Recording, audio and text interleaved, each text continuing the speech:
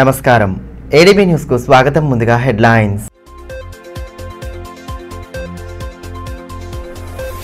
RIMS భద్రతపై ప్రత్యేక దృష్టి సారించిన పోలీసు యంత్రాంగం. ప్రధాన ద్వారం వద్ద దుకాణదారులకు సూచనలు చేసిన డీఎస్పీ జీవన్ రెడ్డి. రోగులు వైద్యులకు ఇబ్బంది కలగకుండా చూడాలని ఆదేశం. భద్రతాపరంగా సమస్యలు ఉత్పన్నం కాకుండా జాగ్రత్త వహించాలని సూచన.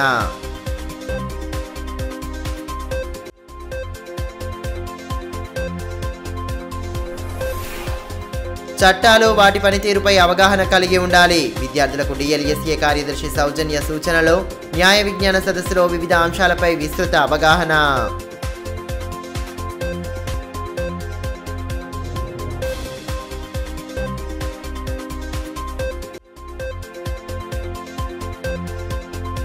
బెల్లూరి అయ్యప్ప స్వామి ఆలయంలో వైభవంగా కోనేరు ప్రతిష్టాపన.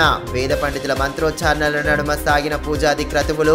ఆలయాన్ని దర్శించుకుని ప్రత్యేక పూజలు జరిపిన ఎమ్మెల్యే పాయల్ శంకర్.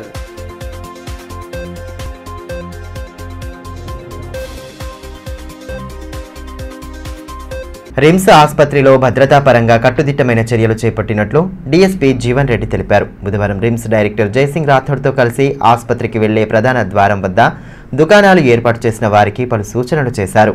అంబులెన్స్లు అత్యవసర సమయాల్లో వెళ్లే రోగులకు ఇబ్బంది తలెత్తకుండా దుకాణాలు నిర్వహించుకోవాలని సూచించారు.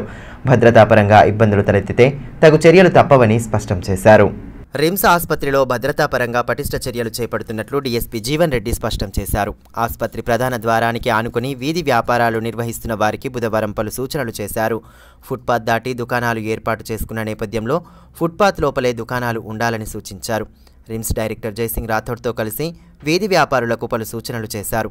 అంబులెన్స్లు అత్యవసర సమయంలో వచ్చే రోగులకు ఇబ్బంది కలగకుండా వ్యాపారాలు జరుపుకోవాలని, లేని పక్షంలో తగు చర్యలు తప్పవని స్పష్టం చేశారు. రాత్రి 10 గంటలలోపు దుకాణాలు మూసివేయాలని సూచించారు. పోలీసులు, మున్సిపల్ అధికారులు సూచించిన పరిధిలోనే దుకాణాలు నిర్వహించుకోవాలని, ప్రధాన మార్గానికి అడ్డంకి సృష్టించే ప్రయత్నం చేయవద్దని స్పష్టం చేశారు.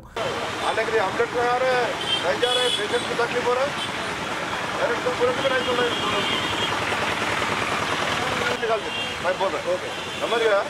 वो भी टेम्पररी बाद में ये डिसाइड करेंगे. वो फुटपाथ के ऊपर से नीचे कोई भी नहीं डाला.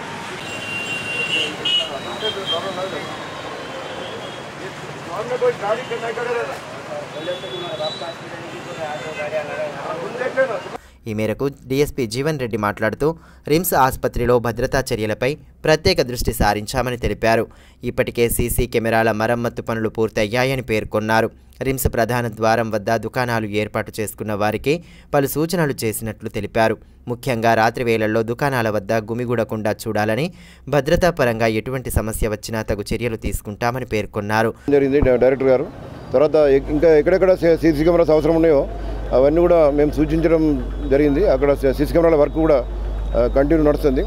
అయితే ఈ గేటు ముందట, రిమ్స్ గేటు ముందట కొందరు ఫుట్పాత్ వ్యాపారులు గేటు ముందటికి ఎంక్రోచ్ చేయి వచ్చే అంబులెన్స్లకు, పేషెంట్స్కు రాకుండా ఇబ్బందికరమైన పరిస్థితిలో వీళ్ళు ఇక్కడ ఫుట్పాత్ షాపులు నిర్వహిస్తుంటే వారికి ఈరోజు కౌన్సిలింగ్ చేసి వాటిని వెనుకకు జరిపేయడం జరిగింది. గేట్ ముందట ఉన్న వాటిని చాలా వరకు దూరం ఫుట్పాత్ మీదకి జరిపేయడం జరిగింది. వారికి మేము స్ట్రిక్ట్గా చెప్పాము, అది ఓన్లీ టెంపరీ అరేంజ్మెంట్స్. అది ముందు ఇక్కడ ఏమైనా సెక్యూరిటీ ప్రాబ్లం వచ్చినా లేకపోతే ట్రాఫిక్ ఇబ్బంది ఉన్నా అవన్నీ తర్వాత మా ఆఫీసర్ల ఆదేశాల ప్రకారం వాటిని షిఫ్ట్ చేయాల్సి ఉంటుంది. ఇప్పుడు టెంపరీ మాత్రం ఎట్టి పరిస్థితుల్లో వాళ్ళు రోడ్డు మీదకి రాకుండా పోలీసులు సూచించిన ప్లేసులనే ఉండాలి. వాళ్ళు మళ్ళీ ముందుకు వచ్చినను ట్రాఫిక్ ఇబ్బంది కల్పించినను తర్వాత ఇక్కడ నైటు 10 తర్వాత అనాథరైజ్ పర్సన్స్ ఇక్కడ ఉన్న గుమిగూడిన వారు ఇబ్బందులు గురయ్యే అవకాశం ఉంటుంది. మేము నైట్లో 10కు షాపులన్నీ క్లోజ్ చేయాల్సిందిగా మేము వాళ్ళకి చెప్పడం జరిగింది. 10 తర్వాత ఈ రిమ్స్ పరిసరాల్లో అనాథరైజ్ పర్సన్స్ ఎవరు ఉండడానికి వీల్లేదు. ఓన్లీ పేషెంట్స్ వారు మాత్రమే వస్తారు. రిమ్స్ డైరెక్టర్ జయసింగ్ రాథోడ్ మాట్లాడుతూ కోల్కతా ఘటన నేపథ్యంలో పోలీసులు రిమ్స్లో పటిష్ట భద్రతా చర్యలు తీసుకుంటున్నారని తెలిపారు. ఇందుకు సహకరిస్తున్న పోలీసు, పుర అధికారులకు ప్రత్యేక ధన్యవాదాలు తెలియజేశారు. రోగులు, వైద్యులకు ఎటువంటి ఇబ్బంది కలగకుండా పూర్తి చర్యలు తీసుకుంటున్నట్లు స్పష్టం చేశారు. మనం ఒకటి కోల్కతా ఇన్సిడెంట్ చూసినాము. కోల్కతా ఇన్సిడెంట్ తర్వాత స్టేట్ గవర్నమెంట్, సెంట్రల్ గవర్నమెంట్ కలిసి అన్ని మెడికల్ కాలేజ్, టీచింగ్ హాస్పిటల్ దగ్గర ఎటువంటి ఎన్క్రోచ్మెంట్ కావచ్చు, ఎటువంటి పిల్లలకు, పీజీలకు, యూజీలకు ఇబ్బంది కాకుండా నేను కలెక్టర్ గారు, ఎస్పీ గారు, డీఎస్పీ గారు, సిఐ గారు అందరూ వాళ్ళ ఆదేశానుసారము మొన్న కూడా డిఎస్పీ గారు, ఇద్దరు సిఐ గారు, ఒక ఎస్ఐ గారు వచ్చి హాస్పిటల్ మొత్తం కళ్ళే తిరిగి ఎక్కడెక్కడ సీసీ కెమెరాలు పనిచేస్తున్నాయో ఎక్కడెక్కడ ప్రాబ్లమ్స్ ఐడెంటిఫై చేశాం. అదేవిధంగా నిన్న కూడా ఎస్పీ గారు, కలెక్టర్ గారు నేను నా ప్రాబ్లం గురించి చెప్పాను. సో ఈరోజు డిఎస్పీ గారు, సిఐ గారు ప్లస్ మున్సిపల్ అందరూ వచ్చారు. నేను చెప్పిన ప్రాబ్లం కొంతవరకు ఆల్మోస్ట్ క్లియర్ చేసేస్తున్నారు. సో ఇదేం క్లియర్ ఉంటే ఏమైనా పోవడానికి లోపల అంబులెన్స్ కావచ్చు, ఎమర్జెన్సీ పేషెంట్ అడ్డంకులు కాకుండా నాకు కూడా మంచి సలహా సార్ కోరాను. సో ఆ విషయంలో ఈరోజు డిఎస్పీ జీవన్ రెడ్డి గారు కావచ్చు, కనకర్ సిఐ గారు కావచ్చు, సాంట్రీ వాళ్ళు వచ్చి ఇవంతా ఏది ఎన్క్రోచ్ క్లియర్ చేశారు. కనుక నా తరఫున ఎస్పీ గారికి, కలెక్టర్ గారికి, డిఎస్పీ గారికి, సిఐ గారికి, అందరికీ మున్సిపల్ కమిషనర్కి, సాంట్రీకి ధన్యవాదాలు తెలుపుతాను. ఆధ్యాత్మిక చింతనతోనే మానసిక ప్రశాంతత లభిస్తుందని మాజీ మంత్రి బీఆర్ఎస్ జిల్లా అధ్యక్షులు జోగురామన్న అన్నారు. పట్టణంలోని తిరుమల నగర్లో నూతనంగా నిర్మించిన దక్షిణామూర్తి హనుమాన్ ఆలయ విగ్రహ ప్రతిష్టాపన మహోత్సవంలో ఆయన పాల్గొన్నారు. ఈ సందర్భంగా ఆంజనేయ స్వామిని దర్శించుకొని ప్రత్యేక పూజలు జరిపారు. ఆలయ కమిటీ సభ్యులు ఆయనకు సాదరంగా స్వాగతం పలికారు. స్వామివారిని ఆరాధించిన అనంతరం వేద పండితుల ఆశీర్వచనాలు స్వీకరించారు. అదేవిధంగా కమిటీ సభ్యులు శాలువాలతో ఘనంగా సత్కరించారు. ఈ మేరకు మాజీ మంత్రి జోగురామన్న మాట్లాడుతూ ఆధ్యాత్మిక బాటలో నడుస్తూ మానసికంగా ప్రశాంత జీవనం గడపాలన్నారు. గత బీఆర్ఎస్ ప్రభుత్వాల హయాంలో ఆలయాల అభివృద్ధికి విశేష ప్రాధాన్యత ఇచ్చినట్లు గుర్తు చేశారు. కార్యక్రమంలో గణేష్, దేవదాస్, భోజారెడ్డి, రవి, అశోక్, రవీందర్ రెడ్డి, ఆనంద్ రెడ్డి తదితరులు పాల్గొన్నారు.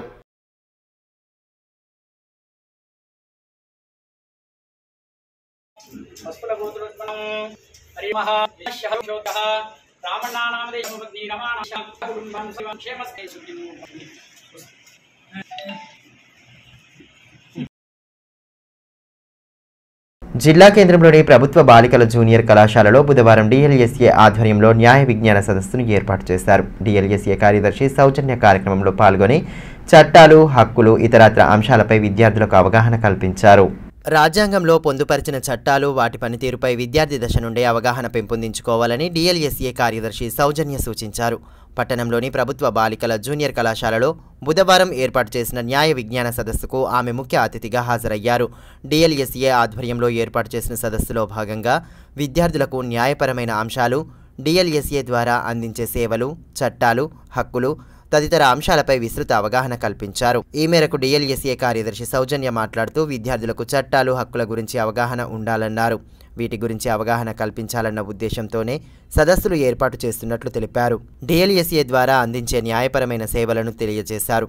సివిల్ లా, క్రిమినల్ లా వంటి అంశాలను విద్యార్థులకు అర్థమయ్యేలా వివరించారు. ప్రతి ఒక్క పౌరుడికి కూడా ఈ చట్టాలు ఉన్నాయి, ఈ హక్కులు ఉన్నాయి, మీకు ఏ ప్రాబ్లమ్స్ వస్తే ఎక్కడికి వెళ్ళాలి, అట్లాగే మా district legal services authority office ఒకటి కోర్టులో ఉంటుంది. మీకు ఏమైనా సమస్యలు వస్తే సామరస్యంగా మీరు పరిష్కరించుకోవాలి అనుకున్నప్పుడు మా దగ్గరకు వస్తే మేము ఎట్లా సొల్యూషన్ చూపిస్తాము అనేది తెలియజేయడం కోరికే ప్రతి ఒక్కరిని చైతన్యపరచడం కోసమే ఈ అవేర్నెస్ క్యాంప్స్ అనేవి.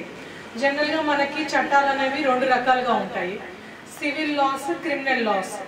సివిల్ చట్టాలు ఏం చెప్తాయంటే మన ప్రాపర్టీస్కి సంబంధించి కానీ ఏమైనా భూ వివాదాలు ఏమన్నా ఉంటే వాటిని పరిష్కరించుకునే మార్గాలన్నీ సివిల్ లాస్లో ఉంటాయి. వాటికి మీరు కంపల్సరీ అప్రోచ్ అవ్వాల్సిన ప్లేసెస్ అయితే సివిల్ కోర్ట్స్ లేదా అంటే రెవెన్యూ కోర్ట్స్.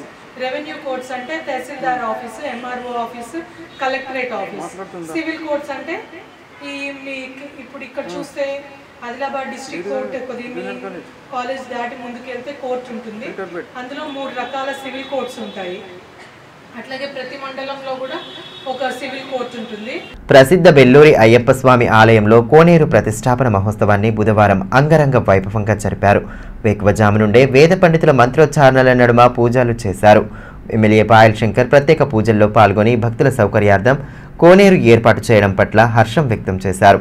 ఆధ్యాత్మికత ఉట్టిపడేలా కార్యక్రమాలను నిర్వహిస్తున్న ఆలయ కమిటీ సభ్యులను ప్రత్యేకంగా అభినందించారు. పట్టణంలోని ప్రసిద్ధ బెల్లూరి అయ్యప్ప స్వామి ఆలయంలో కోనేరు ప్రతిష్టాపన మహోత్సవాన్ని బుధవారం వైభవోపేతంగా జరిపారు. వేకువజాము నుండే స్వామివారిని ప్రత్యేక పూజలు, హారతులతో కొలిచారు.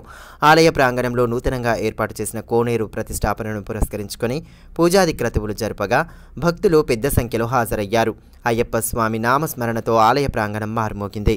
ప్రధాన అర్చకులు మూర్తి గురుస్వామి, ప్రథమ అర్చకులు సంతోష్ కుమార్ శర్మల వేద మంత్రోచ్చారణల నడుమ శాస్త్రోక్తంగా పూజలు సాగాయి. గణపతి పుణ్యహవచనం, నవగ్రహ, యోగిని, వాస్తు క్షేత్రపాలక, సర్వతోభద్ర మండప స్థాపన పూజలు, రుద్రాభిషేకం, గణపతి హోమం, స్థాపిత దేవతల అయ్యప్ప మూలమంత్ర హోమము, వరుస హోమం, బలిప్రదానం, మహాపూర్ణాహుతి వంటి పూజలను భక్తి శ్రద్ధల నడుమ జరిపారు. 9 పవిత్ర నదుల నుండి ప్రత్యేకంగా సేకరించిన పవిత్ర నదీ జలాలతో జలప్రతిష్ఠ జరిపిన అనంతరం స్వామివారికి చక్రస్నానం నిర్వహించారు. ఎమ్మెల్యే పాయల్ శంకర్ ఆలయాన్ని దర్శించుకొని ప్రత్యేక పూజల్లో పాలు పంచుకున్నారు. ఎమ్మెల్యేకు ఆలయ కమిటీ సభ్యులు సాదరంగా స్వాగతం పలికిన అనంతరం జలప్రతిష్ఠాపన కార్యక్రమంలో పాల్గొన్నారు. అనంతరం వేద పండితులు ఆయనకు ఆశీర్వచనాలు అందజేశారు. కార్యక్రమంలో ఆలయ కమిటీ గౌరవ అధ్యక్షులు దారట్ల జీవన్, అధ్యక్ష ప్రధాన కార్యదర్శులు కుంభోజి సూర్యకాంత్, రవీందర్, నగేష్ తదితరులు పాల్గొన్నారు.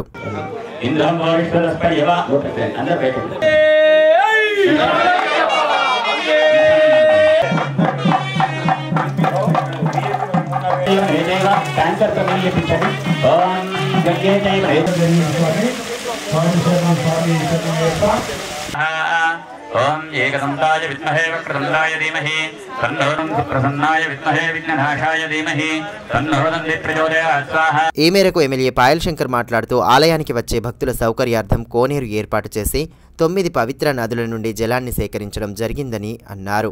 ఆధ్యాత్మికత ఉట్టిపడేలా ప్రతినిత్యం పూజాది కార్యక్రమాలు చేపడుతున్న కమిటీ సభ్యులకు అభినందనలు తెలియజేశారు. చాందా నది కలుషితం కాకుండా ప్రణాళికలు రూపొందించినట్లు తెలిపారు.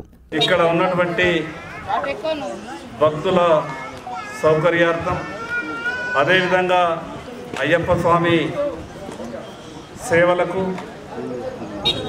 కొత్తగా నిర్మించినటువంటి కోనేరు భస్మాకులం దాతలంతా కూడా ముందుకొచ్చి ఇంత గొప్పగా నిర్మించినటువంటి సహకరించినటువంటి దాతలందరికీ కూడా పేరు పేరున నా యొక్క నమస్కారాలు, ధన్యవాదాలు. అన్నదాతలకు అండగా నిలిచిన మాజీ మంత్రి జోగు రామన్నపై వ్యక్తిగత ఆరోపణలు చేయడాన్ని తీవ్రంగా ఖండిస్తున్నట్లు డీసీసీబీ డైరెక్టర్ పరమేశ్వర్ అన్నారు. పట్టణంలోని బీఆర్ఎస్ పార్టీ కార్యాలయంలో ఏర్పాటు చేసిన మీడియా సమావేశంలో ఆయన పాల్గొని డీసీసీబీ చైర్మన్ వ్యాఖ్యలను ఖండించారు. అన్నదాతలకు అన్యాయం జరిగిందన్న ఆవేదనతో వారికి అండగా నిలిచి రైతుల పక్షాన నిలబడి పోరాడిన మాజీ మంత్రి జోగు రామన్నపై వ్యక్తిగత ఆరోపణలు చేయడం సరికాదని డీసీసీబీ డైరెక్టర్ పరమేశ్వర్ అన్నారు. పట్టణంలోని బీఆర్ఎస్ పార్టీ కార్యాలయంలో ఏర్పాటు చేసిన మీడియా సమావేశంలో ఆయన పాల్గొని డీసీసీబీ చైర్మన్ అడ్డి భోజారెడ్డి చేసిన వ్యాఖ్యలను తీవ్రంగా ఖండించారు.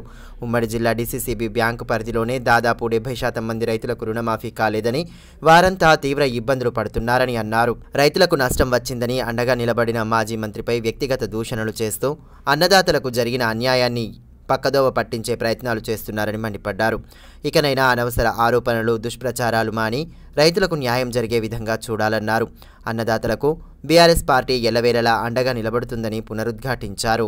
డీసీసీబీ చైర్మన్ అడ్డి భోజారెడ్డి గారు చేసినటువంటి అనుచిత వ్యాఖ్యలను తీవ్రంగా ఖండిస్తున్నాం. మా నాయకుడు జోగు రామన్న గారి పైన వ్యక్తిగత దురదుద్దేశంతో మీరు చేస్తున్న పసలేని పనికిరాని ఆరోపణలను మీ విజ్ఞతకే వదిలేస్తున్నాం. ఏదైతే కాంగ్రెస్ ప్రభుత్వం రైతులకు ఇచ్చినటువంటి హామీ ప్రకారం 2 లక్షల రుణమాఫీ చేయమని అడిగిన దానికి సమాధానం చెప్పకుండా అనవసరపు ఆవేశంతో సమస్యను పక్కదోవ పట్టిస్తున్నారు. అంతేకాకుండా ఏదైతే డీసీసీబీ బ్యాంకు ఆదిలాబాద్ ఉమ్మడి జిల్లాలలో దాదాపు 42 బ్రాంచ్లు ఉన్నాయి. అందులో 56,898 మంది రైతులుండగా అందులో 17,000 మంది రైతులకే రుణమాఫీ జరిగింది. ఇంకా అందులో 42 బ్రాంచులకు 70% మంది రైతులకు రుణమాఫీ అవ్వాల్సింది ఉంది.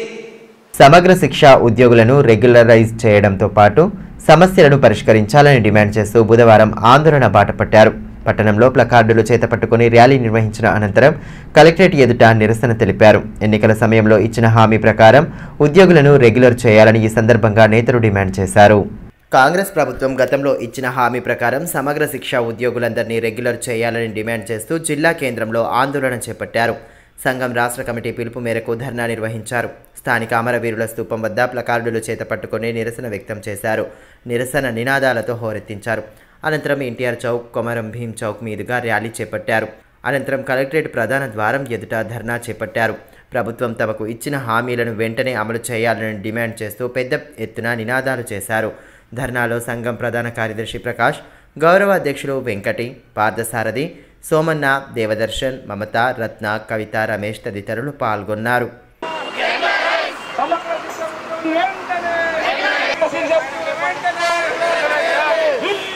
ఈ సందర్భంగా తెలంగాణ సమగ్ర శిక్ష ఉద్యోగుల సంఘం రాష్ట్ర అధికార ప్రతినిధి పడాల రవీందర్ మాట్లాడుతూ, సమగ్ర శిక్ష ఉద్యోగులకు ఎన్నికల సమయంలో ఇచ్చిన హామీ మేరకు రెగ్యులరైజ్ చేసి మాటను నిలబెట్టుకోవాలన్నారు. అదేవిధంగా ఉద్యోగులందరికీ ఉద్యోగ భద్రత కల్పించాలన్నారు. ప్రతి ఉద్యోగికి 10 లక్షల బీమా, 5 లక్షల ఆరోగ్య బీమా సౌకర్యం కల్పించాలని డిమాండ్ చేశారు. మహిళా ఉద్యోగులకు వేతనంతో కూడిన 180 రోజుల ప్రసూతి సెలవులు ప్రకటించాలన్నారు. 61 సంవత్సరాలు నిండిన ఉద్యోగులకు 20 లక్షల రిటైర్మెంట్ బెనిఫిట్స్ వర్తింపచేయాలని, మరణించిన ఉద్యోగుల కుటుంబాలకు 15 లక్షల ఎక్స్గ్రేషియా చెల్లించాలని ప్రభుత్వానికి విన్నవించారు. లేని పక్షంలో తమ పోరాటాలు ఉధృతం చేస్తామని హెచ్చరించారు. పిలుపునివ్వడం, దాన్ని విజయవంతంగా ఈరోజు ఉద్యోగులందరూ కూడా చేయడం జరిగింది. గౌరవ ముఖ్యమంత్రి గారు ఇచ్చినటువంటి హామీ మేరకు సమగ్ర శిక్ష ఉద్యోగులందరినీ కూడా మీ గ్యారంటీ ప్రకారం తక్షణం రెగ్యులరైజ్ చేయాల్సిన బాధ్యత మీ పైన ఉంది. దాన్ని మీరు వెంటనే అమలు చేయాలి. అదేవిధంగా సమగ్ర శిక్షలో ఇప్పటికి 169 మంది చనిపోవడం జరిగింది. వాళ్ళందరికీ కూడా 20 లక్షల ఎక్స్గ్రేషియాని, నిర్బంధంగా 61 సంవత్సరాల పేరు పైన ఇంటికి పంపినటువంటి రిటైర్మెంట్ ఇచ్చినటువంటి ఉద్యోగులందరికీ కూడా 20 లక్షల బెనిఫిట్ని ఇవ్వాలని ఈరోజు మేము డిమాండ్ చేయడం జరుగుతూ ఉంది. ఇదిలా ఉంటే సంఘం జిల్లా నూతన కార్యవర్గాన్ని నేతలు ఎన్నుకున్నారు. సంఘం జిల్లా అధ్యక్షులుగా భోజన్న యాదవ్తో పాటు పలువురు సభ్యులను ఎన్నుకున్నారు. ఉద్యోగుల సమస్యలను పరిష్కరించేందుకు తన వంతుగా కృషి చేస్తానని భోజన్న యాదవ్ తెలిపారు. బస్సు సౌకర్యం లేకపోవడంతో పాఠశాలలకు వెళ్లేందుకు అవస్థలు పడుతున్న కమ్టా గ్రామ విద్యార్థులు బుధవారం రహదారిపై బైఠాయించి నిరసన వ్యక్తం చేశారు. గ్రామస్తులతో కలిసి రహదారిపై నిరసన వ్యక్తం చేసి తమ సమస్యలను వెలిబుచ్చారు. బస్సు సర్వీసును ప్రారంభించాలని ఎన్నిసార్లు విన్నవించినా ఫలితం లేదని, గ్రామానికి చెందిన విద్యార్థులకు కనీసం బస్సు పాసులు కూడా ఇవ్వడం లేదని గ్రామస్తులు ఆవేదన వ్యక్తం చేశారు.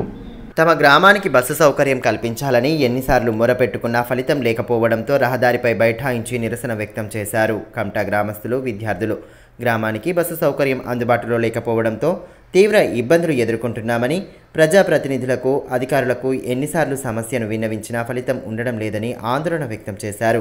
జైనత్ మండలం కమ్టా గ్రామానికి బస్సు సౌకర్యం లేకపోవడంతో నిత్యం జిల్లా, మండల కేంద్రానికి వెళ్లేందుకు స్థానికులు తీవ్ర ఇక్కట్లు పడుతున్నారు.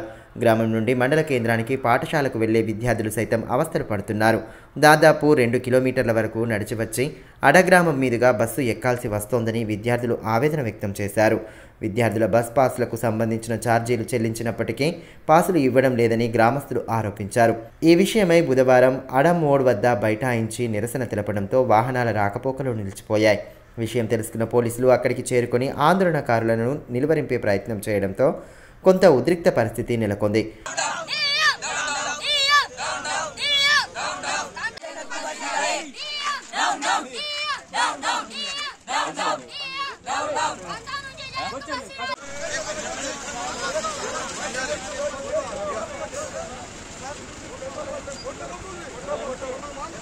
ఈ సందర్భంగా పలువురు గ్రామస్తులు, విద్యార్థులు మాట్లాడుతూ బస్సు సౌకర్యం కల్పించాలని ఎన్నోసార్లు మొరపెట్టుకున్నా ఫలితం లేదన్నారు.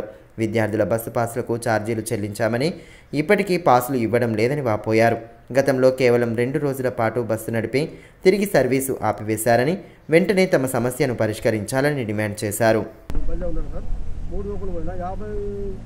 పాసులు కట్టాలి, 50 పాసులు 2550 రూపాయలు కట్టేసినాం సార్. ఆధార్ కార్డు ఇచ్చినాం, మరి ఫోటోలు ఇచ్చినాం, అన్ని ఇచ్చినాం సార్. అయినా కూడా మేము డిఎం ఆన్లైన్ తీస్తలేదు సార్. ఆదిలాబాద్ నుంచి కమ్టా ఆన్లైన్ లేదు, కమ్టా నుంచి జైనత్ ఆన్లైన్ లేదు మాది. అందుకే బస్సు ఇస్తలేదు సార్. ఎన్ని ఇరుస్తలేదు సార్. అందుకే ఈ ధర్నా మేము దిగినాం సార్.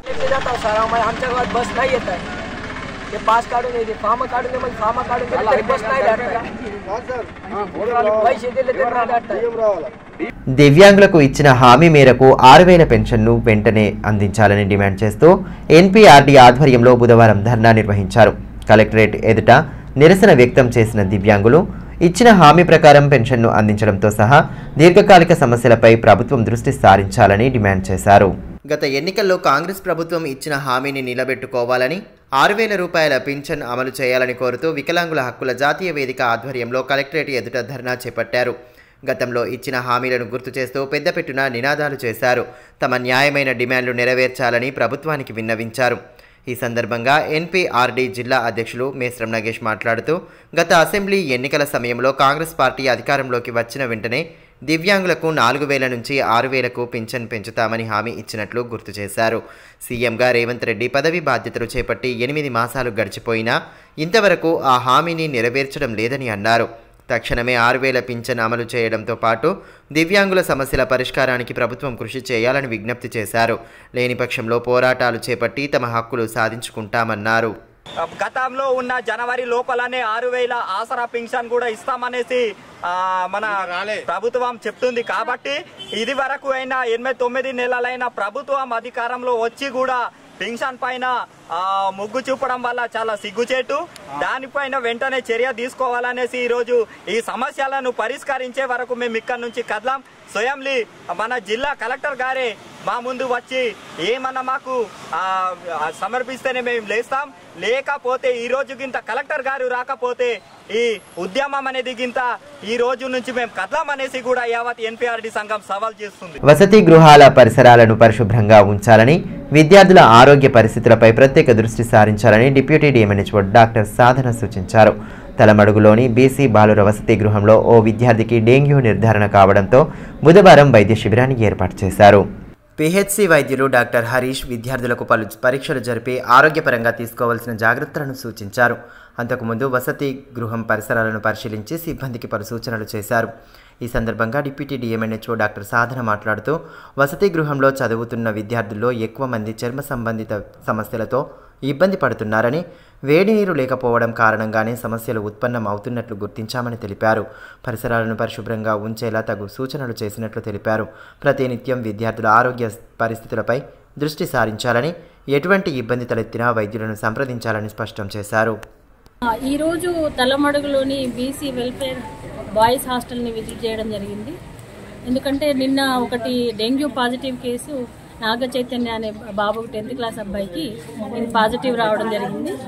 ఆ నాగ చైతన్య వాళ్ళ హౌస్ బాలాజీ నగర్ ఆదిలాబాద్లో ఉంది అని చెప్పి ఇక్కడ వార్డెన్ గారు చెప్పారు.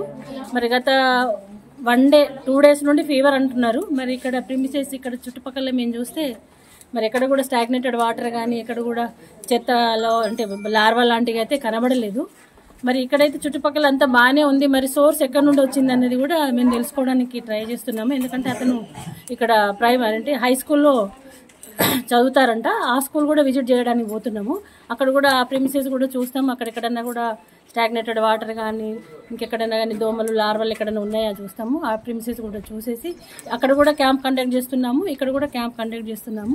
విద్యుత్ అమరవీరుల సంస్మరణ సభను బుధవారం పట్టణంలోని సిపిఎం పార్టీ కార్యాలయంలో ఘనంగా నిర్వహించారు. అమరవీరుల చిత్రపటాల వద్ద పుష్పాంజలి ఘటించి ఘన నివాళి అర్పించారు.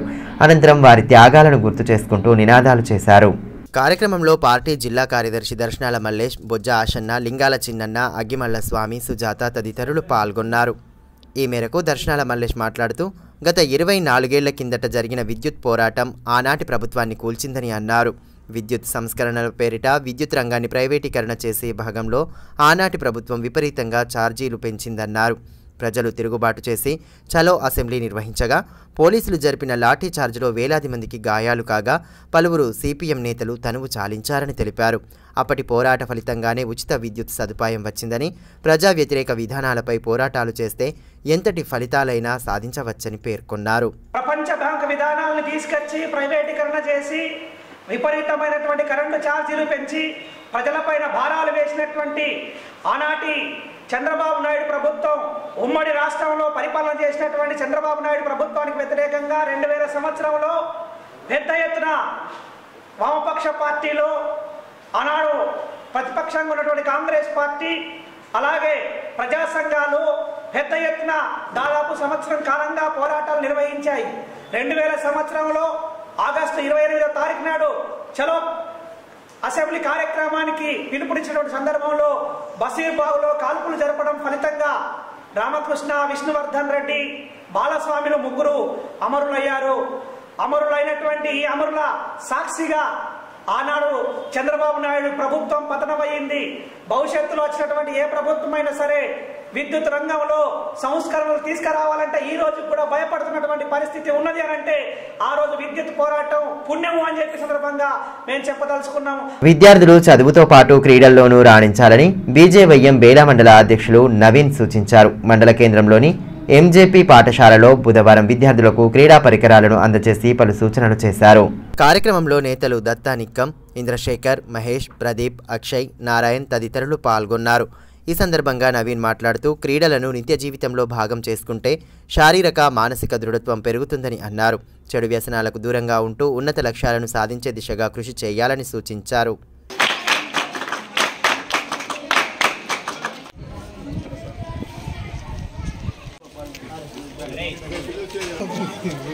వార్తలు ముగించే ముందు హెడ్లైన్స్ మరోసారి.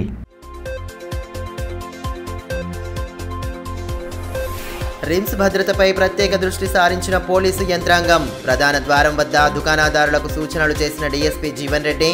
రోగులు, వైద్యులకు ఇబ్బంది కలగకుండా చూడాలని ఆదేశం. భద్రతాపరంగా సమస్యలు ఉత్పన్నం కాకుండా జాగ్రత్త వహించాలని సూచన.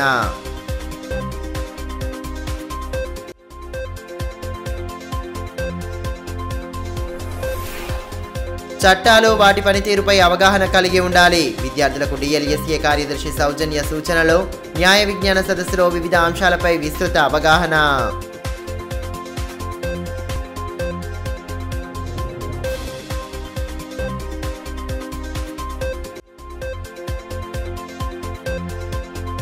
బెల్లూరి అయ్యప్ప స్వామి ఆలయంలో వైభవంగా కోనేరు ప్రతిష్టాపన. వేద పండితుల మంత్రోచ్చారణల నడుమ సాగిన పూజాది క్రతువులు. ఆలయాన్ని దర్శించుకుని ప్రత్యేక పూజలు జరిపిన ఎమ్మెల్యే పాయల్ శంకర్.